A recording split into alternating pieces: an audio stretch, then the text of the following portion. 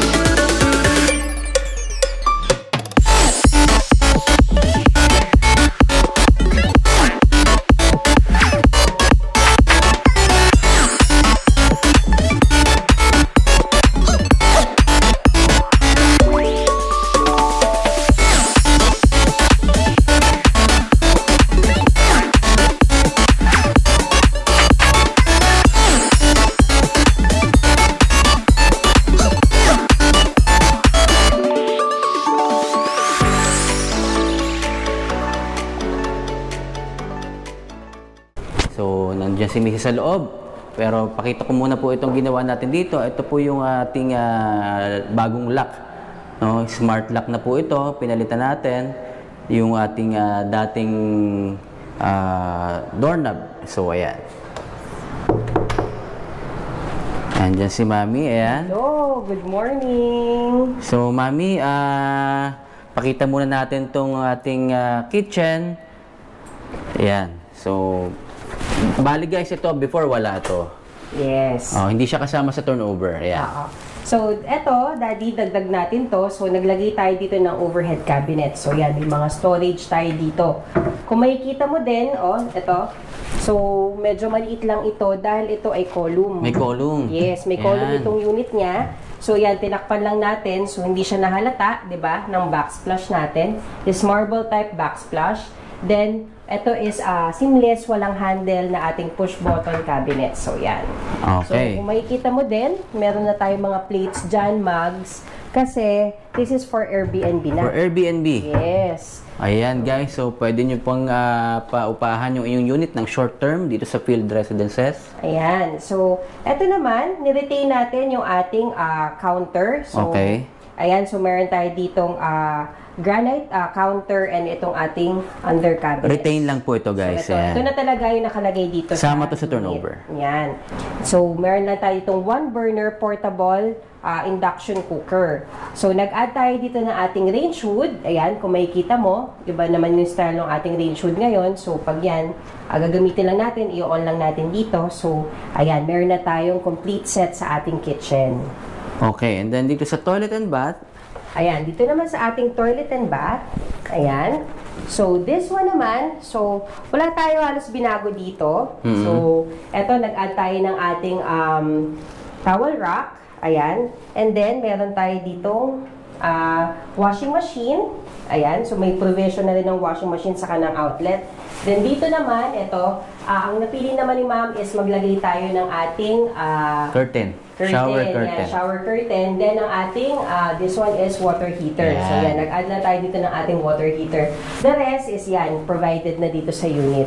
So, guys, dito sa toilet and bath, wala masyadong binago. Yes. Ayan. And then, Mami, ito.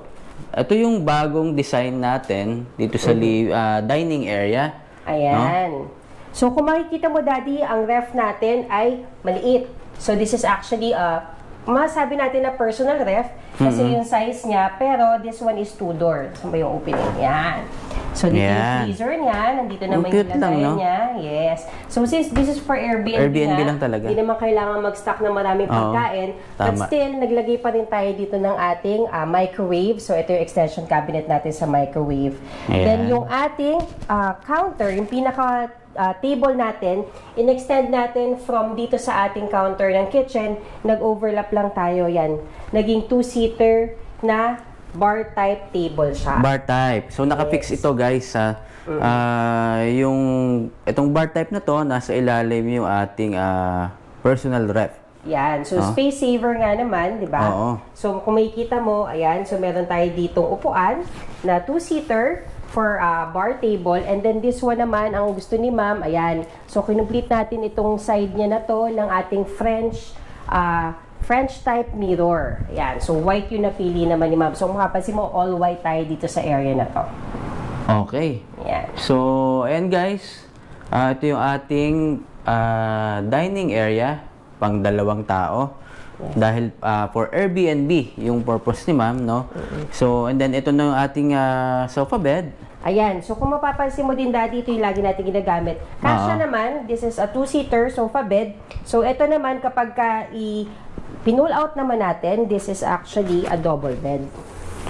Customized din to guys, ha? So, ayan. Ito yung ating ginagamit na sofa bed. Mas matibay din to. So, kung mapapansin mo, Daddy, hindi na ako naglagay dito ng hanging cabinet. Okay. Since itong sofa bed natin is double bed.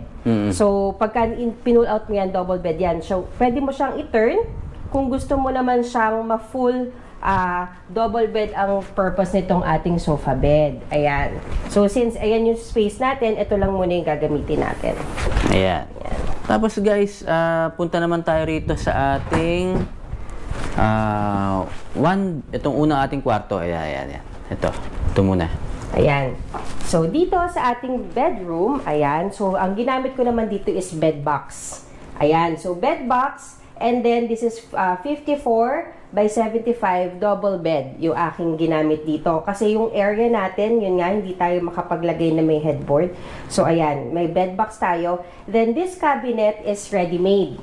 Ayan. So, nasa inyo po, no? Kung gusto nyo po ng ready-made or customized items. So, depende po sa inyo kung ano yung gusto nyo. So, this one yan, pinili ko, is yung may salamin na, at least meron siyang mirror dito sa loob ng room. And kung makikita mo rin, Daddy, yung kabila, halos stair na lang sila. Pareho lang halo. So, guys, ito, ayan, makikita nyo yung mga una namin mga videos. So, halos karamihan ng ginagawa po namin is customized. Siyempre, difference to sa presyo, pero matibay. Yes. So, yun yung advantage nyo naman. Pagka naman gusto nyo ng medyo, katulad niya, for Airbnb, pwede rin kayong bumili ng mga ready-made na cabinets. So, mas mura siya. Pero, yun nga, mas durable pa rin yung ating mga customized cabinets. Ayan. So, dito naman tayo, Daddy, sa ating master's bedroom. Ayan. So, naka-set up ako so naka-set up ako na for Airbnb. Ready na to, guys. May mga toothbrush dito at saka itong ating tissue. Ayan. So, this one is a master's bedroom. Ayan. So, kung makikita mo, Daddy, halos stair na lang din ng kabila. This is two-door naman. No? Wala na siyang mirror. Yes, wala na siyang mirror kasi nasa gitna yung mirror noon. So, this one is two-door cabinet, ready-made. Ayan. So, yan yung ating, ano dyan. So, yan guys. So, kung makikita nyo, dito, yung mga ginagawa namin na usual design, meron pa tayo dito parang side table na maliit, tapos may outlet. So, dito, ayan yung difference. So, at least meron kayong idea kung gusto nyong mas mababa yung costing ng inyong pag-furnish, ayan. Ayan. So, kung makikita mo, Daddy, itong bed na to medyo malapat kasi this is a queen size bed. Oh, queen size bed. Ayan. Okay. So, ito, nakakalakad pa ako. May space pa ako dyan. May dyan. space ka pa rito sa ilalim. So, Daddy, punta ka dito. Kung makikita mo, ang ganda nitong unit na to. We're on the 4th floor. Ayan. So, kung gusto nyo mag-check-in dito for Airbnb, ayan, ang ganda-ganda ng view nyo. So, guys, pwede nyo itong i-picturean tapos ilagay nyo, i-post nyo lang. So, pag maganda ang view, syempre may ano pa rin 'yon, may advantage pa rin 'yun sa ating mga possible tenants. Ayan. So, pwede yung gamitin pang market ng unit. Okay, Daddy. So, ito yung ating television side naman. Nakalimutan ko sabihin na this design naman is ito marble type. Tapos, naglagay ako dito ng fluted panels. Ayan. So, Mami, buo to, no? Itong marble type na to mula dito sa taas hanggang dito sa ilalim, no? Yes. Okay. Ayan. Ang ganda-ganda. Ganda ng kulay niya. Ayan. Then, this TV naman, 43 inches TV. Yan. Saktong-sakto na yan dito sa area natin. Ayan. So again guys, kapag maglalagay kayo ng TV, wag masyadong malaki, lalo na pagka medyo malapit lang yung ating sofa. Ayan. Okay.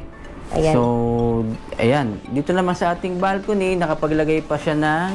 Ayan. Dito sa aking balcony, ayan, nakapaglagay pa ako dito ng table. Ayan. So, meron lang kasi tayong condenser dito, kaya itong table natin nakaharap doon para at least, ayan, makita natin ang ating amenity area na maganda. Nice. Ayan. Ang ganda-ganda ng view, di ba? Ganda ng view ni Ma'am Magkakape ka Mabel, lang no? dito. Saktong-sakto tayo. Ayan. Ayan. Okay, so guys, ito yung kabuuan ng unit dito sa unit ni Ma'am Mabel, dito sa Field Residences, tabi lang po or likod lang ng SM Sukat, Parañaque.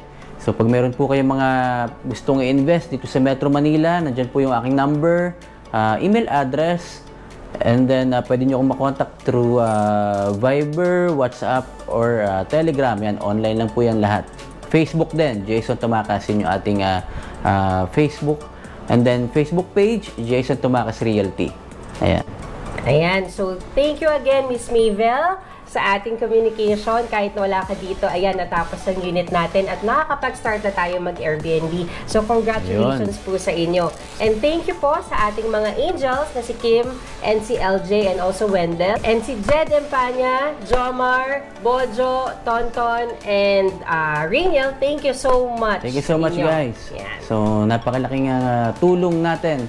Tulong ninyo sa mga clients natin na nagpapa-furnish ng unit. Yeah. So, pag meron po kayong gusto pa-furnish din, ayan, nandyan po yung number ni Mrs. and email address. So, feel free po to contact us.